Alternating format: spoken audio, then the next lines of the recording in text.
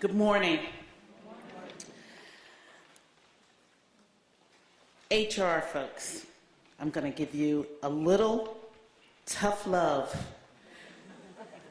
because I think that we think we're great, and we are great. However, oftentimes the perception of HR is that we're not strategic, that we really don't understand the business, that we're doing what we do because we like people, and that, I think Diana said it, the police, well, I actually talked to someone who told me that they thought of HR as paper-pushing, party-planning police. Now, if you're like I was when I was in HR, you were working real hard. You're coming in early, you're staying late, you're listening to problems, you're trying to keep the company out of trouble, you're trying to move the company forward, and no one cares about you. No one values what you bring to the table. So how do we change that perception? You know, I go back and look at the article that was in Fast Company a few years ago. Actually, it was in 2005, Why We Hate HR. And understand that that article is written about every year. I went back and looked, and comments are still being posted on Why We Hate HR. Something's wrong.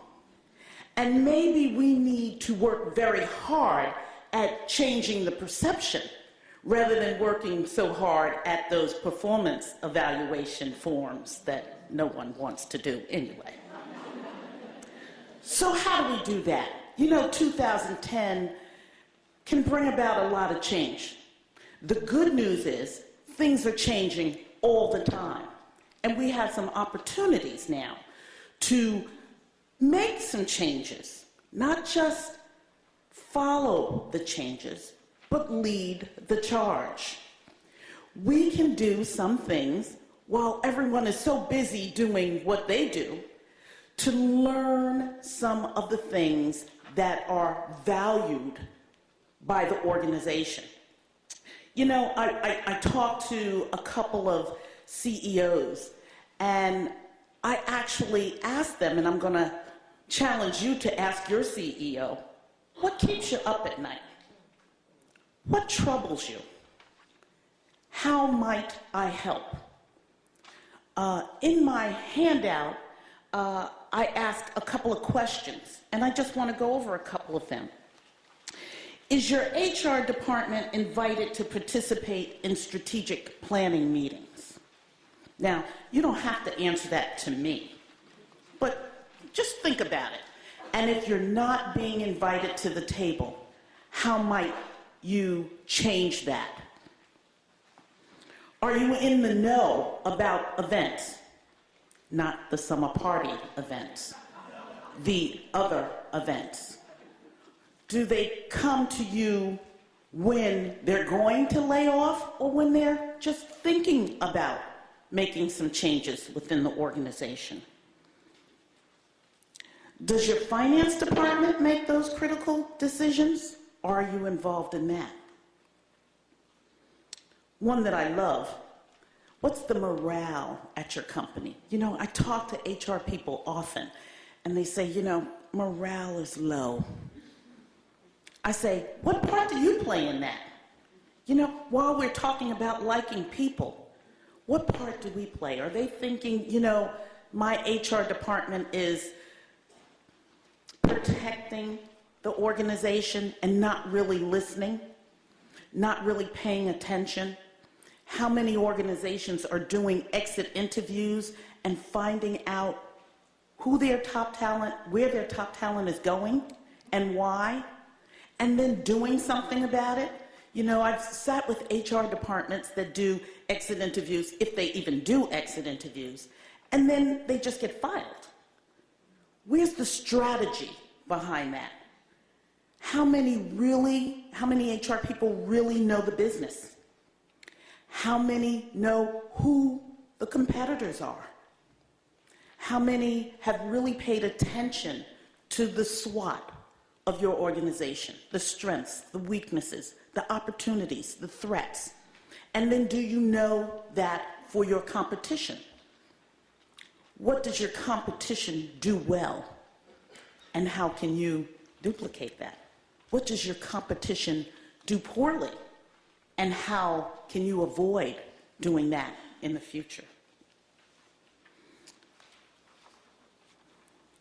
When was the last time you actually sat with your CEO?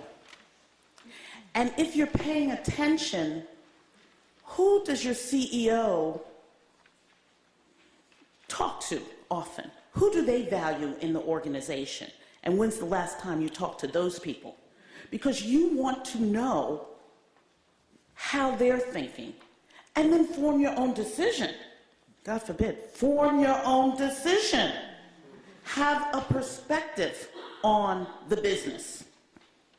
The business of HR is not just about people. It's about business. And we have the opportunity now, like we've never had before, to do that.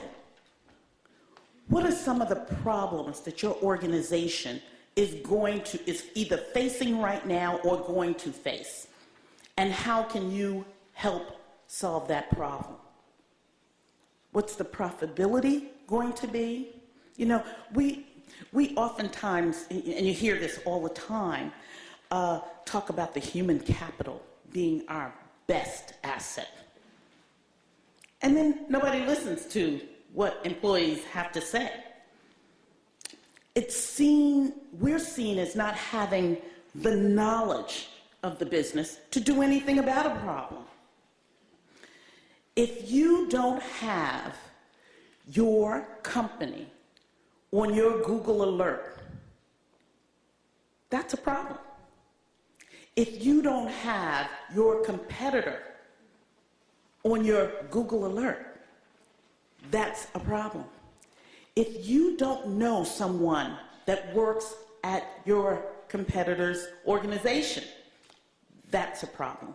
And, ladies and gentlemen, if you're only networking with other HR people, that's a problem as well.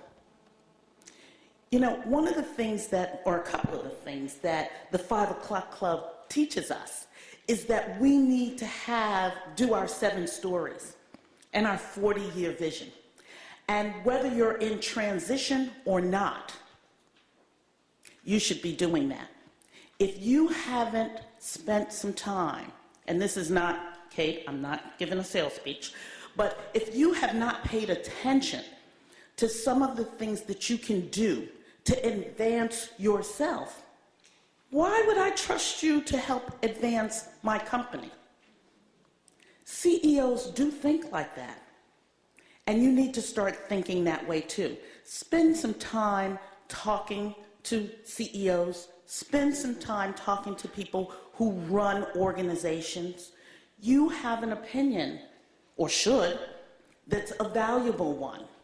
And right now, I'm challenging you to spend some time utilizing those skill sets that you have, brushing up on the ones that you don't have. If you are spending all day in the organization doing tasks that you feel are important but that no one values, maybe you should stop doing that. Forget about delegating them. How about just stop doing them? See if anybody cares. If no one notices, guess what? They may not be important anymore. You know, I have a friend who actually is sitting in this audience today, and she sent me an email recently, and it was an HR person sending her an email back from applying for a job. I can't tell you how many typos were in the email with the woman saying that she needed someone who was detail-oriented, okay? And when it was pointed out to the HR person that there were some typos and maybe it wasn't even written in English, the person sent another email back to her that was equally as confusing with just as many typos, by the way. We not only have to take care, we're senior HR people, we not only have to think differently, but we also have to train our staff. Now, I just want to do this. We're talking about recruiting and retaining top talent. You cannot have your junior recruiter recruit for top talent if they don't know the business of HR, if they don't understand what the department that they're recruiting for does, if they don't understand the industry, and if they can't spell. We won't even go there. If you go back to your organization and you think through who is the person that represents you to the outside world, you may understand why applicants don't want to go through the human resource department when they're looking for a job. Just think about who does the recruiting for your top talent. Are they really prepared? Are you prepared? And if you're not prepared, you have the opportunity to get prepared. And then you have the responsibility to train your staff. Look at who represents you. Look at how you've represented yourself. And then make some changes accordingly. I would suggest that we become the change that we want to see in our organization. We become that change. We can lead the change. We have the opportunity to do that, but we have to think differently. The first thing we have to do is acknowledge that there's a problem and then be ready to address it. I go back to that 5 o'clock club, to that Fast Company article. If you have not read it, or if you have not read it lately, reread it. And not only look at the article itself, but look at I'm telling you, I can't even begin to tell you how many comments that come behind it. There are HR people who are very, very angry by it and just say, I'm not going to read it at all. And then others to say, oh, I hadn't thought of that. Decide who you are in that process and what one change you could make immediately. There's a lot of them that we can make, but start doing that immediately. Change is upon us. It's going to happen whether we like it or not, and it depends on your mindset if you're going to be able to go with the flow. HR is a wonderful place to be right now if you're ready. My question to you is, are you ready to do that? Thank you.